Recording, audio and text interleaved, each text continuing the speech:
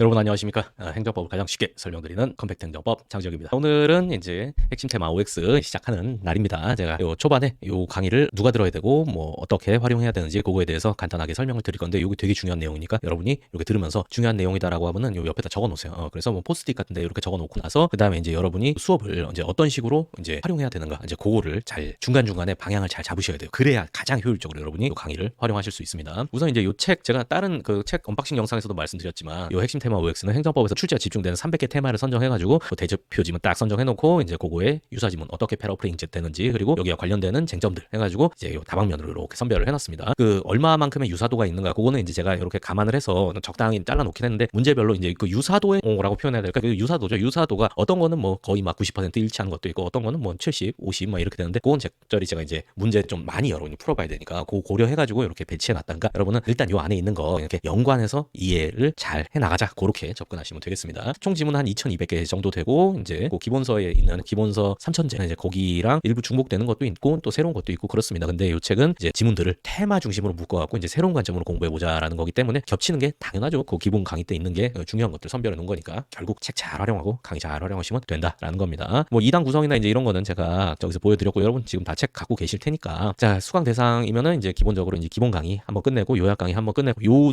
분들을 이제 기본으로 잡습니다. 그런데 다양한 분들이 이 강의를 들으실 거기 때문에 그래서 자기에 맞춰서 이 강의를 적절하게 활용하셔야 된다라는 말씀을 다시 한번 드리는 거예요. 제시나 30대 이제 점수가 좀 만족스럽지 않거나 아니면은 기본 강의 듣기에 조금 부담스러워서 요거부터 다시 시작해 보고 싶다라는 분들도 계실 테니까 그 상황마다 요 강의를 어떻게 활용하고 요 책을 어떻게 활용해야 되는지가 다 다르거든요. 그러니까 여러분이 계속 생각하면서 기민하게 대응을 하셔야 돼요. 자, 그래서 이제 일단 강의를 이렇게 일단 여기 들어오셨으니까 요 강의를 이렇게 들으시면서 내가 요거 따라가기 좀 중단하고 기본 강의를 한 번 더 돌리세요.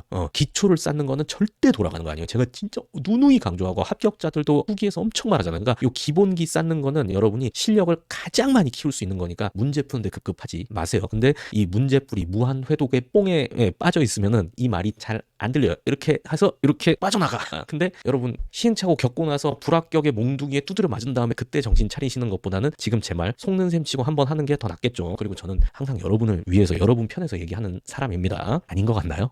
여러분 좋잖아. 봐 생각해봐요. 여러분 한 명 뭐 더 붙들고 있는다고 저한테 이득이 되겠습니까? 이상하게 생각하시면 안 돼요. 우리 같은 편이야. 같은 편 경계하지 마요. 자 그리고 이제 요거 수강하실 때 문제 기본적으로 풀지 않고 같이 나가도 되거든요. 근데 이 수업을 하면서 제가 이제 문제 이렇게 읽고 그다음에 거기에서 뭐 요게 틀렸다, 요게 맞다, 막 이제 배경 내용 뭐 필요하면 개관도 좀 해드리고 하는데 굳이 개관 필요 없다라고 하면은 문제만 이렇게 풀고 그렇게 할 거예요. 그래서 초반에는 이제 문제 초반 좀 그렇게 어렵지 않거든요. 그러니까 초반에는 이제 풀면서 최대한 기억하는 거 하고 중반에 행정입법이나 이제 저 뒤에 무슨 뭐 성결 문제라든가 이제 그런 거 나오면은 제가 또 개관도 한번 해드리고 이렇게 할 거예요. 근데 그런 거 고려해가지고 제가 조금 천천히 나가긴 할 겁니다. 그래서 중요한 건 뭐냐면 일단은 저랑 같이 문제를 풀어 나가면서 수업을 들으시면 되는데 여러분이 5개에서 10개 정도 듣고 판단을 해보세요. 이게 그 속도대로 쭉 나가도 전혀 무리 없다 싶으면은 그대로 이렇게 하고 복습을 잘 하시면 돼요. 그런데 그 속도대로 따라가는 게 아직 좀 버겁다. 행정법은 요 초반에 이제 실력이 잘 안 오르거든요. 그러니까 아직 버겁다 싶을 때는 강의 중단하고 먼저 풀어보세요. 혼자 틀려도 되니까 이제 표시는 여다가 하시지 마시고 기와펜 같은 걸로 하거나 아니면 다른 데다 표시하면서 일단 문제 풀고 그 다음에 강의를 들으세요. 그러면은 요 강의 나가는 속도가 어느 정도 맞다 싶으실 거예요. 그리고 또 중요한 거는 혼자 문제를 풀어도 잘 모르겠고 강의 들어도 모르겠다 싶으면 그때는 기본 강의로 가셔야 돼요. 기본 강의로 아시겠죠? 근데 갔다가 오면은 반드시 제가 말씀드린 그 경지에 여러분은 올라 있을 테니까 그거는 걱정하지 마시고 그냥 현재 나에게 맞는 최적의 공부 방법을 찾는다. 요렇게만 생각하시면 되겠습니다. 자 그리고 이제 여기서는 기본 강의 때 설명하는 거하고는 제가 다른 컨셉으로 설명드릴 거예요. 기본 강의 때는 행정법을 이해시키는 설명을 한다라고 하면 이제는 문제 중심으로 해서 관련 내용을 착착착착 그러니까 문제를 풀 수 있는 설명 바뀌어나가는 겁니다. 다시 한번 강조 드립니다. 본인의 상황에 맞게 실력에 맞게 그렇게 하셔야 돼요. 다 누구에게나 맞는 약은 없잖아요. 그런 거랑 같습니다. 근데 이 약이 언젠가는 여러분이 먹기는 먹어야 되는데 지금 먹을지 나중에 먹을지 이제 그거를 그리고 알 한 날 다 삼킬지 아니면은 잘라서 삼킬지 먼저 맛보고 삼킬지 아니면 같이 꿀떡할지 이제 이런 걸 따져보라는 말이죠. 이해 잘 되죠? 참 설명을 잘하는 것 같아요. 자화자찬 한번 했고요. 그 다음에 추가적으로 요거 끝나고 우리 사지선다 하잖아요. 사지선다는 반드시 먼저 풀어오셔야 돼요. 그거는 정말 빠르게 나가거든요. 여러분이 실력이 어쨌든 먼저 풀고 그 다음에 강의를 따라오면서 그렇게 하는 거고. 끝나면 제가 이제 설명드리면 그리고 요거 문제 풀고 나면 여러분이 요 지문을 새로운 관점에서 이해할 수 있게 될 거예요. 그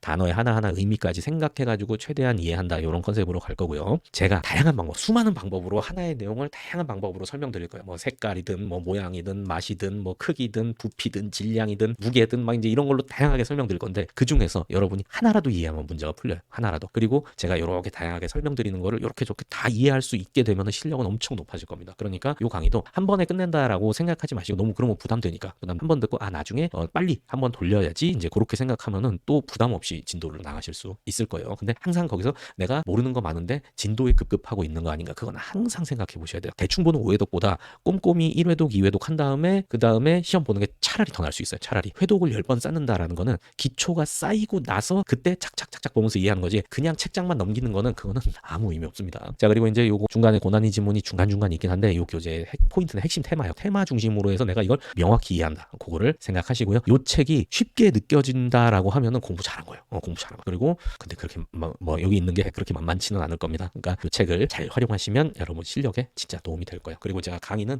기본 강의 때도 말씀드렸던 것처럼 이렇게 덩어리로 묶어서 올려드릴 거예요. 그래서 첫 번째 올라가는 거는 1편 행정법 통론 그거 묶어서 올려드릴 거예요. 이렇게 하면은 덩어리에 따라서 막 3시간이 될 수도 있고 4시간이 될 수도 있고 2시간이 될 수도 있고 그렇거든요. 근데 제가 밑에 가이드는 이렇게 대략적인 가이드는 올려드릴 텐데 기본적으로 순서대로 나간다라는 걸 감안해가지고 이렇게 톡톡 넘기기 하면서 몇 번 이렇게 찾으실 수 있을 테니까 뭐 그렇게 하도록 하겠습니다. 그러면 문제 들어가 봅시다. 자 이제 1장 행정 1 테마 1부터입니다. 앞부분은 조금 쉬운 것도 있어요. 그런데 테마 뭐 어려운 이제 테마도 있지만 그렇게 어렵지 않더라도 많이 출제되는 그런 테마들이 있잖아요. 그래서 뭐 이게 난이도는 왔다 갔다 할 겁니다. 근데 여기 테마로 선정된 것은 기본적으로 되게 많이 출제되는 포인트다라고 해서 쉬운 건 쉬운 대로 어려운 건 어려운 거대로 여러분이 확실하게 정복한다라고 생각하셔야 돼요. 자 테마 1 가보면요. 이제 통고처분 문제인데 요거는 대표 질문 요 밑에 제가 먼저 틀을 좀 잡아드리고 갈게요. 잘 보세요. 이제 형식적 실질적 의미의 행정 요구 문제 나오면은 이제 기본적으로 여러분 실전에서 사지선다 나올 거잖아요. 그러면은 요 옆에다가 여기다가 형, 실 이렇게 쓰세요. 나중에는 뭐 이제 히읗, 시옷 이것만 써도 되겠죠. 그 다음에 형식적 의미는 누가 하냐 그리고 실질적 의미는 무엇을 하냐 이거잖아요. 그래서 문제가 어떻게 물어보든 여러분은 항상 형식적 의미 먼저 검토한다 이렇게 생각을 하세요. 이 틀을 딱 잡아놓으면 흔들리지 않습니다. 그리고 항상 실질적 의미 먼저 물어보는 경우가 많습니다. 그래서 일단 이렇게 사지선다 있으면 형식적 누가 하냐 대통령령 제정하는 거니까 대통령 행정부가 하는 거고 국회에서 하는 거니까 입법부가 하는 거 행정심판 재결이니까 행정부가 지방공무원 지방자치단체도 행정부니까 이렇게 쉽죠.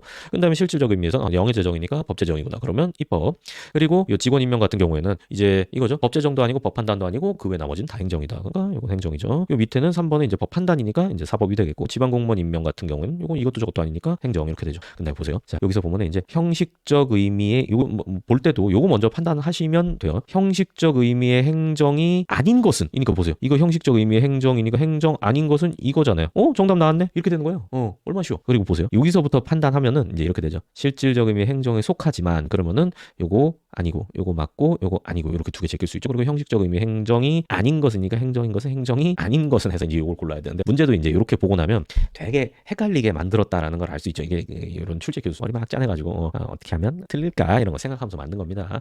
그래서 마지막으로 강조하는데 여기 형식적 의미 먼저 검토한다. 이거 절대 잊지 마세요. 자 그럼 이제 여기는 대표 지문 올라가 보죠. 통고처분 같은 경우에는 이제 경찰서장이 좀 경미한 범죄 행위에 대해서 그냥 범칙금 부과하고 돈 내면 그냥 재판 받은 걸로 쳐주는 거잖아요. 그렇기 때문에 경찰서장이 아니라 형식적 의미 행정 맞고요. 그리고 실질적 의미에서 형사재판 대체하는 거기 때문에 사법으로 봅니다. 그래서 이제 이렇게 동그라미 하시면 되겠죠. 자 이제 유사지문입니다. 대통령령, 불령과 같은 법규명령의 제정, 조례의 제정은 요거는 이제 실질적 의미 행정에 속하나 벌써 틀렸죠. 요거는 법제정이니까 사법이죠. 그리고 형식적 의미 행정은 맞죠. 그러니까 요것도 틀린 거죠. 3번 일반 법관의 형식적 의미는 저기 사법부에서 하는 거지만 실질적 의미에서는 이것도 저것도 아니니까 행정 맞죠. 그리고 관련 제문 비상계엄의 선포는 실질적 의미의 행정이다. 비상계엄은 누가 합니까? 대통령이 하기 때문에 이제 형식적 의미에서 행정할 수 있는데 실질적 의미에서 이게 뭐야? 법 만드는 건가? 비상계엄 선포니까 법 만드는 거 같기도 하고. 근데 뭐 재판 거기도 조금 영향이 있고. 그래서 이게 뭐냐면 이게 통칭이에요. 이게 통칭이. 그러니까 통칭이 입법, 사법, 행정, 대사, 국가작용.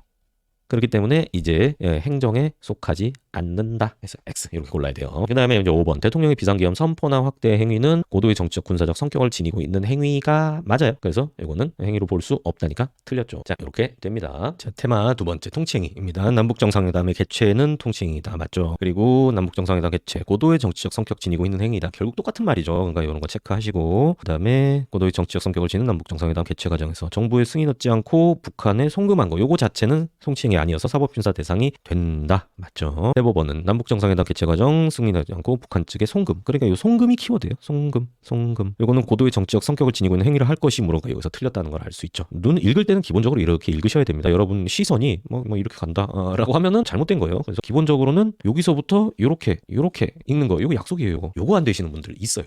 그러니까 스스로 좀 차분하게 하나하나 읽는 습관도 들이셔야 됩니다. 그리고 4번 기본권 보장의 최후 보루인 법원으로서는 사법심사권 행사함으로써 대통령의 긴급조치권 행사로 인하여 우리나라 헌법 근본 이념 자유민주적 기본질서 부정되는 사태가 발생하지 않도록 책무를 다해야 한다. 그러니까 이런 거는 이제 제가 늘 말씀드리는 맞는 말이죠. 이렇게 기본적으로 뭐 중간에 이렇게 특별한 쟁점이 없는 그런 지문들이 있거든요. 그러니까 이거 읽어보면은 사법법원에서 잘해야 된다, 책무를 다해야 된다. 그러면 틀릴 수가 없잖아요. 이런 거는 그런 감도 문제 많이 풀다 보면 쌓입니다. 지금 이게 뭔 말인가 하시는 분들도 있을 텐데 이걸 문제 많이 풀어보면 진짜 쌓여요. 좀만 기다리고 문제 한번 풀어보세요. 자, 그다음에 대통령의 특별사면도 통치행위 맞았고요. 근데 서훈 취소는 통치행위 아니다라고 봤어요. 서훈 취소는 이제 훈장 박탈하면은 관련된 유족들한테 영향도 가고 그러니까 그런 거 고려해가지고 통치행위 아니다라고. 앞부분은 크게 어려운 것들이 없기 때문에 이제 이렇게 자주 나오는 지문 중심으로 해서 이렇게 공부하시면 됩니다. 자, 3번 테마 통치행위. 대통령의 긴급재정 경제명령은 고도의 정치적 결단에 의하여 발동되는 이른바 통치행위에 속한다. 근데 그것이 국민의 기본권 침해와 직접 관련되는 경우에는 헌재 심판 대상이 된다. 요거 왜 따로 골랐는지 아시겠어요? 대법원이랑 헌재랑 입장이 좀 다르잖아요. 그래서 헌재는 통치행위 개념 인정하면서 통치행위에 해당하더라도 기본권 침해 관련 있으면 우리가 심사하겠다 이거니까 통치행위인가 아닌가 여부에 따라서 사법심사 안 한다. 이렇게 딱 단순하게 나눠지는 대법원과는 조금 다릅니다. 자, 그다음 유사지문. 판례 대통령의 금융실명제 사건을 통치행위로 보기는 봤어요. 헌재가. 그리고 그냥 판례라고 해도 대법원 판례 지칭할 수도 있지만 헌재 판례 지칭할 수도 있다는 것도 여기서 확인되죠. 헌재 긴급재정경제명령 모든 국가정은 마땅히 헌법에 기속되어야 하므로 통치행위 인정할 수 없다. 이건 아니죠. 인정은 한다라는 거니까. 그리고 헌재 긴급재정경제명령도 국민의 기본권 침해와 직접 관련되는 경우에는 당연히 헌소 대상이 된다. 같은 내용을 묻지만 패러프레이징 돼 있죠. 이제 그런 걸 여기서 여러분이 탁탁 확인을 하면서 이제 여러분의 지식을 더 정확하고 깊게 만들어 가는 겁니다. 자, 4번 헌재 고도의 정치성 띠는 행위일지라도 기본권 침해와 직접 관련이 있는 경우에는 당연히 헌재 심사 대상이 된다고 보았다. 멘트 또 조금 다르죠. 그리고 여기서 주의하실 거는 이렇게 당연히라는 극단적인 표현이 들어가 있어도 참인 지문 그런 걸 보셔야 돼요. 곤란해서 보셔야 돼요. 자, 이제 관련 지문입니다. 5번입니다. 신행정 수도 건설이나 수도 이전 문제, 수도 이전 판례죠. 그 자체로 고도의 정치적 결단을 요하는 건 맞아요. 사법심사 대상에서 제외되고 이렇게 단어 나오면 틀린 겁니다. 그리고 결론적으로 사법심사 했잖아요. 그걸 기억하고 있잖아요. 그러니까 틀린 거죠. 그리고 국민의 기본권 침해와 관련되는 경우에도 심판 대상이 될 수 없다. 뒤에는 완전 명확하게 틀렸죠. 앞에만 했으면 여러분이 조금 헷갈리셨을 수도 있을 건데 이렇게 중간에서 꼬는 것도 체크를 하시는 거죠. 6번 외국의 국군 파견 결정 이라크 파병 사건이죠. 성격상 국방 외교에 관련된 고도의 정치적 결단 요하는 문제로서 헌법 법률이 정한 절차가 지켜진 것이라면 대통령과 국회의 판단은 존중되어야 하고 사법적 기준으로 심판하는 것은 자제되어야 한다. 맞습니다. 이라크 파병 결정, 성격상 국방 외교 관련된 고도의 정치적 결단 요하는 문제 맞습니다. 또 이제 요거랑 비교하실 게 한미영합 군사훈련 요거는 사법심사 가능했죠. 그러니까 통치행위에 해당한다. 그러면 X 이렇게 푸시면 되겠습니다. 자, 테마 4번 통치행위 한계입니다. 고도의 정치성을 띈 행위 통치행위 말하죠. 근데 헌법상의 국민주권 원리 비례성 원칙 등에 위배되어서 안 된다. 결국 통치행위도 기본적으로 헌법은 지켜야 된다. 이제 그런 얘기니까 맞는 거죠. 헌법은 최고법으로서 다 지켜야 되니까. 그래서 여기서 완전 유사한 지문 밑에서부터 이번에 한번 볼게요. 통치행위 포함한 모든 국가 작용은 국민의 기본권적 가치 실현하기 위한 수단이라는 한계. 그러니까 국민의 기본권을 실현하자라고 규정돼 있는 게 결국 헌법이잖아요. 그렇기 때문에 헌법적 가치를 실현하기 위한 수단이라는 한계. 이렇게 나올 수도 있어요. 반드시 지켜야 합니다. 그리고 이제 2번 통치행위를 하더라도 헌법과 법률에 위배된 경우 헌법에 그러면 안 된다라고 하잖아요. 근데 이제 여기서 확장이 되죠. 정치적 통제의 대상이 된다. 탄핵소추 등 정치적 통제 대상이 되죠. 그래서 이제 1번 보시면 통치행위는 사법적 정치적 통제로부터 자유롭지 않은 거죠. 통치행위라면 사법적 통제에서는 벗어날 수 있는데 우리나라 헌재는 통치행위를 하더라도 기본권 침해 관련되면 심사하겠다 그랬잖아요. 그러니까 사법적 통제로부터 자유롭다라고 해도 약간 애매한 상태가 되는 거예요. 게다가 정치적 통제 여기는 자유롭지 않아요. 설사 통치행위로 인정됐다 하더라도 나중에 국민이 뭐 안 뽑아주고 그럴 수 있으니까. 그렇습니다. 이제 관련 지문이에요. 통치행위 정부에 의하여 이루어지는 것이 일반적이고 보통 대통령에 의해서 이루어지니까. 그리고 국회에도 국민 대표자니까 맞습니다. 통치행위 주체 통상 정부 대통령이에요. 그러니까 거론되나 국회 사법부는 아니야. 사법부에 의한 통치행위는 이거는. 그리고 6번 통치행위 개념 인정한다 하더라도 과도한 사법심사 자제가 기본권 보장하고 법치주의 이념을 구현하여 법원의 책무를 태만히 하거나 포기하는 것이 되지 않도록 그 인정을 지극히 신중히 해야 되며 판단은 오로지 사법부만에 의하여 이루어져야 된다. 맞는 얘기입니다. 그래서 통치행위 하는 건 대통령이나 국회 그리고 통치행위가 아닌가 판단하는 건 사법부. 그 사법부에는 법원하고 헌재 포함되죠. 그래서 여기서도 주의하실 것. 만 이렇게 극단적인 표현도 참이 된다는 거. 그 다음에 7번 대법원은 통치행위 인정을 지극히 신중하게 하여야 하고 그 판단은 오로지 사법만에 이루어져야 하는 것은 아니라 여기가 틀린 거. 이제 보이시죠? 이렇게 묶어서 문제를 풀었을 때 더 명확하게 여러분이 지식을 딱 정리할 수 있으니까 최대한 활용하시기 바래요.